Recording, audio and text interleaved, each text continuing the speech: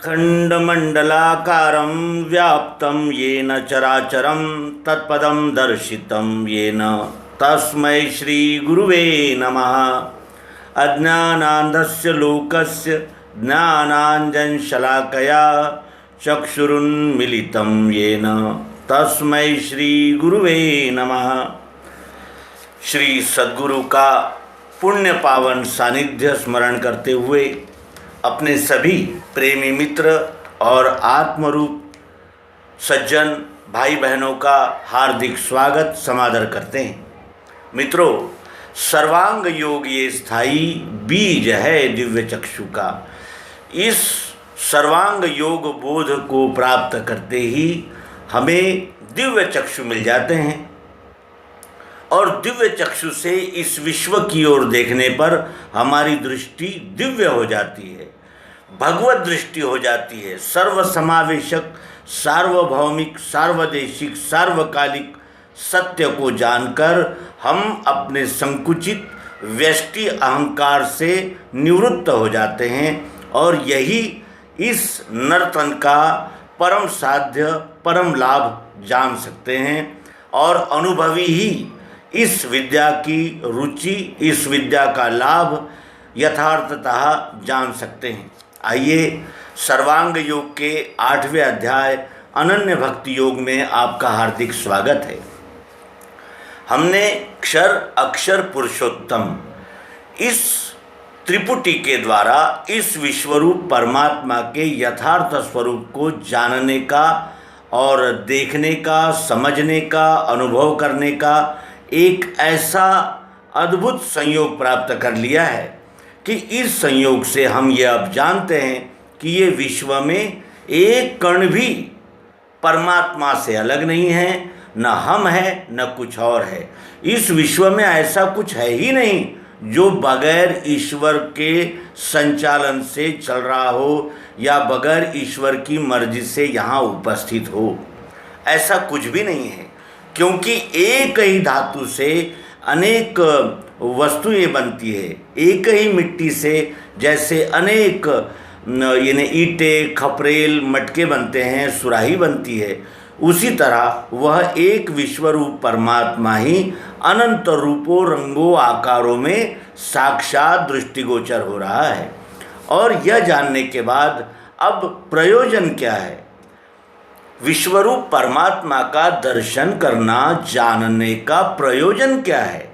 तो प्रयोजन है इस विश्वरूप परमात्मा में ही लय को प्राप्त करना, क्योंकि जब तक हम इस विश्वरूप परमात्मा में लय को प्राप्त नहीं होंगे तब तक हमारे अनंत जन्म इस व्यष्टि अहंकार, व्यष्टि वासनाओं की पूर्ति के लिए ही होंगे।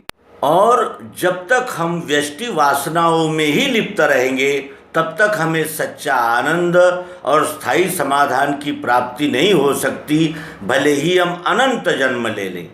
क्योंकि वासनाएं, इच्छाएं ये क्षणिक होती है और उन क्षणिक वासनाओं, इच्छाओं की पूर्ति के लिए ये जीव बार बार जन्म लेता है, बार बार गर्भवास भोगता है और यहाँ आकर भी अनेक प्रकार की जरा, व्याधि और अनेक प्रकार की परेशानियों से जूझता हुआ उन्हीं वासनाओं की पूर्ति में लगा रहता है और अंततः वासनाओं की पूर्ति न होते हुए ही अतृप्त ऐसा चला जाता है और फिर उन्हीं वासनाओं की पूर्ति के लिए पुनः पुनः जन्म धारण करता रहता है।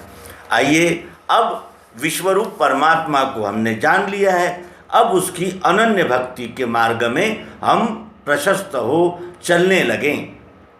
सद्गुरु कहते हैं कि पश्चात बीज भक्ति का अनन्य बढ़ने लगे, अकर्म रूप से दिखे विश्व में वो सदैव ही।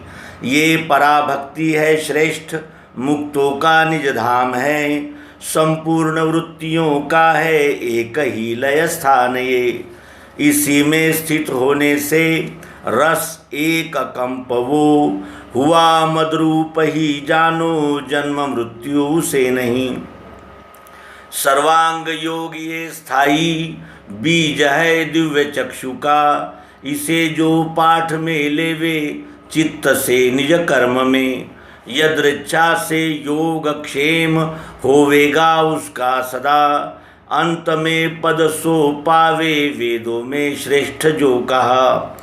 अध्याय 8 में श्लोक 9 और 50 है। 8, 80, 1800 अक्षरों में रचाई से, मायानंद ने अपना निज रूप लखा दिया। ये जहाँ स्थिर हो जावे वहीं सद्गुरु स्थान है। इस अनन्य भक्ति योग में भगवान श्री मायानंद जी चैतन्य कहते हैं कि क्षर अक्षर पुरुषोत्तम इस त्रिपुटी के द्वारा जब हमने इस विश्वरूप परमात्मा को जान लिया तो फिर क्या हुआ, हमारी बुद्धि समत्व में स्थित हो गई, द्वैत चला गया। मैं और ये, जड़ और चेतन इत्यादि प्रकार के जो द्वंद्व थे उनका निरसन हो गया और हमारी बुद्धि समत्व में स्थित हो गई।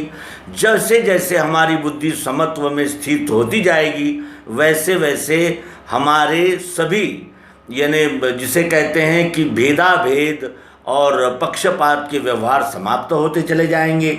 और फिर जब ये समाधि की अवस्था अखंड रहने लगेगी, अखंड हमारी बुद्धि को ये बोध जागृत रहने लगेगा कि इस विश्व से हम अलग नहीं हैं, हमसे ये विश्व अलग नहीं है और विश्व में आया हुआ हर घटक विश्व का ही है और विश्व की सेवा के लिए ही है।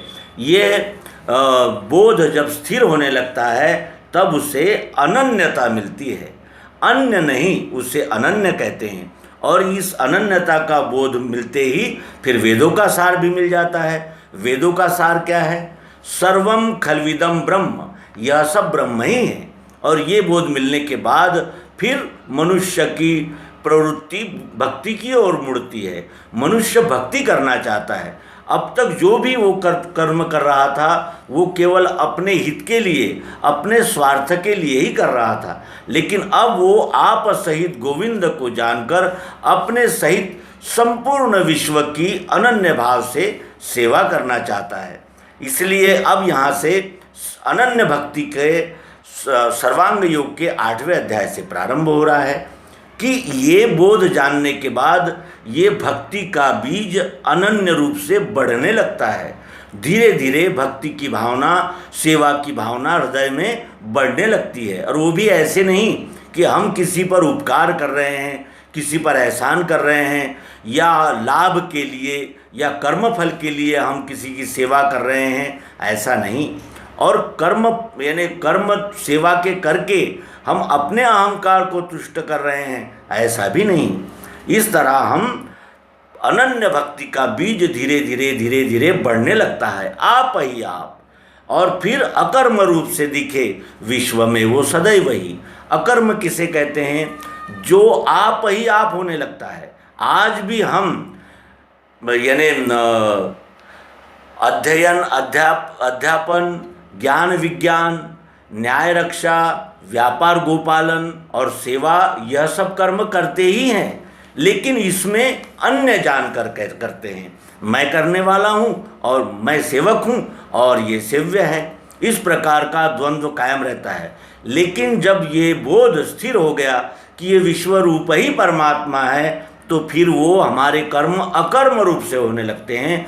फिर उसमें कहीं भी हमारा अभिमान और गर्व और कर्म फलाशा नहीं दिखाई देती। सब कर्म हमारे विश्व समर्पण के भाव से ही होने लगते हैं। और फिर ये पराभक्ति श्रेष्ठ है। भक्ति के 2 प्रकार है, एक अपराभक्ति, एक पराभक्ति। अपराभक्ति यह है कि द्वैत यानी अपने आप को दूसरे से अलग मानकर सेवा करना, ये अपराभक्ति है। और मैं ही संपूर्ण विश्व हूँ, इस भूमिका से जब अपन सेवा करने लगते हैं तो वही पराभक्ति हो जाती है। और यही मुक्तों का निजधाम है।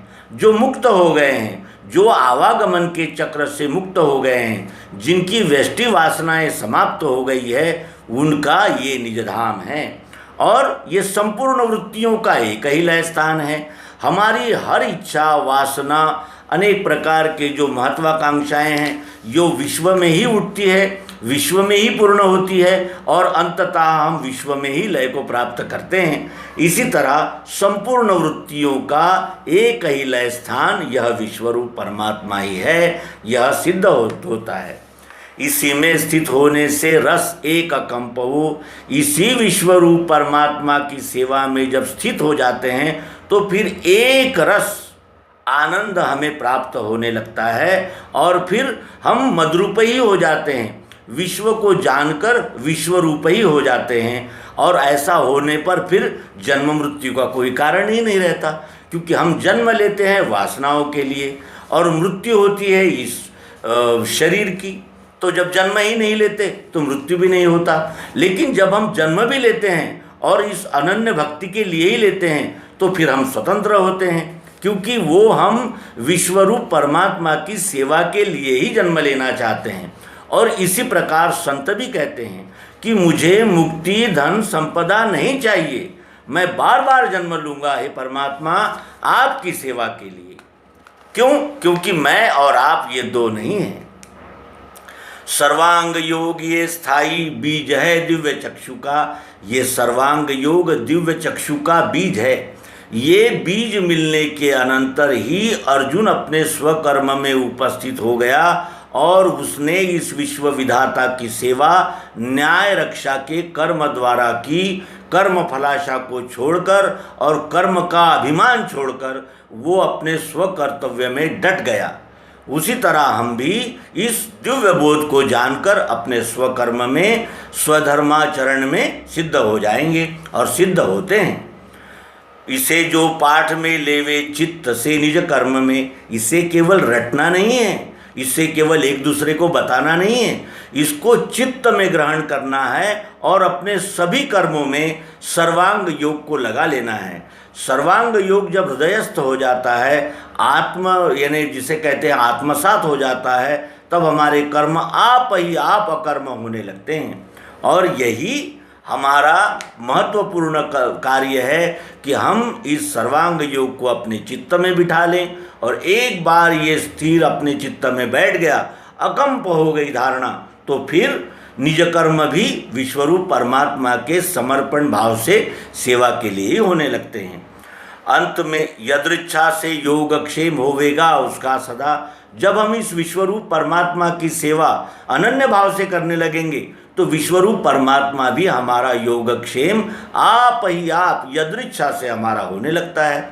क्योंकि जब हम विश्वरूप परमात्मा की सेवा में लगेंगे तो विश्वरूप परमात्मा भी हमारा योगक्षेम यदृच्छा से करता ही रहता है।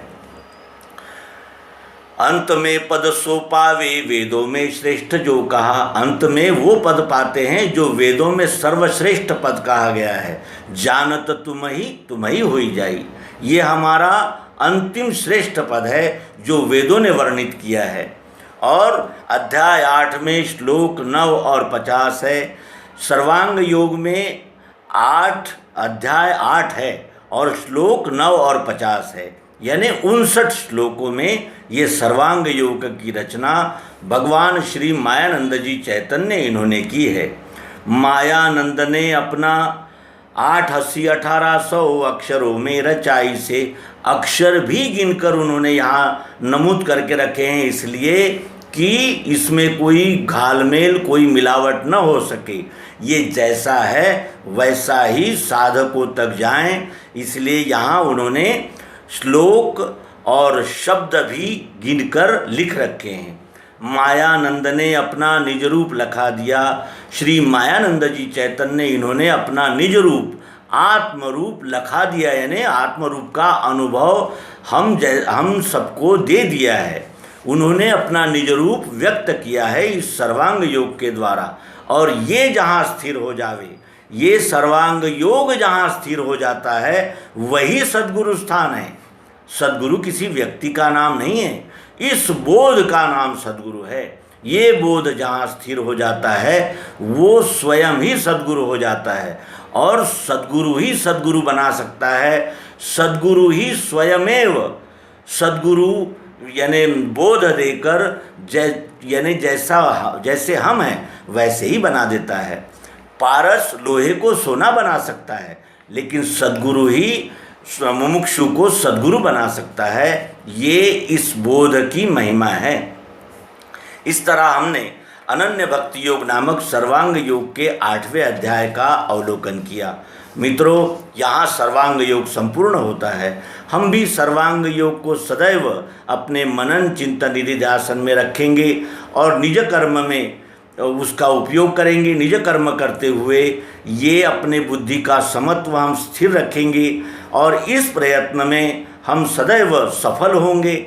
इस प्रयत्नशील यानी हमारे जीवन प्रवास में सद्गुरु भगवान की ये युक्ति हमारा सदैव सहायता करती रहेगी और हम सब विश्वरूप परमात्मा में हैं, परमात्मा में थे और परमात्मा में ही रहेंगे और ये विश्व ही हमारा माता पिता जननी जनिता सब कुछ यह विश्वरूप परमात्मा ही है। ऐसा जानकर अपने सभी कर्मों को हम विश्वरूप परमात्मा में समर्पित करेंगे और ये अपने सभी कर्म विश्वरूप परमात्मा को समर्पित करते ही हम व्यष्टि अहंकार से मुक्त होकर विश्वरूप ही हो जाएंगे।